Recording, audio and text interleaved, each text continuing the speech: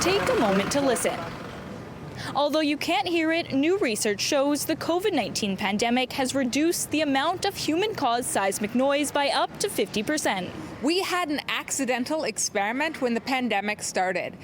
We noticed that all the seismometers in China started getting very quiet, and then the ones in Italy got quiet. And then as the pandemic spread and we started having more and more public health requirements of please stop traveling, shelter in place, work from home, don't drive as much, we saw those seismometers all over the world getting quiet. An international team of researchers, including North Vancouver's Mika McKinnon, used data from seismic stations in 117 countries to determine that measures to prevent the spread of COVID-19 led to a massive drop in noise.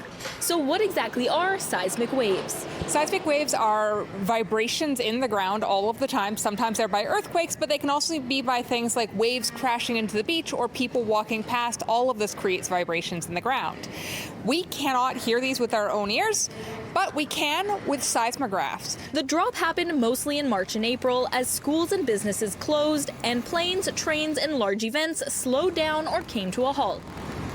We're used to having global seismic quiet periods where we have less human buzz. Anytime you've got winter holidays or the new year, anything like that. But this is way faster, widespread, and a much bigger drop than anything we've seen before. And excess background noise from things like traffic can negatively affect your health. Chronic exposure to noise, while it does cause annoyance and stress, it's also, we think, responsible for several chronic diseases, such as heart disease. The worldwide quiet is also providing important insight into earthquakes. In the future, we're going to be much better at filtering out that human activity because now we know what things look like when it's not there.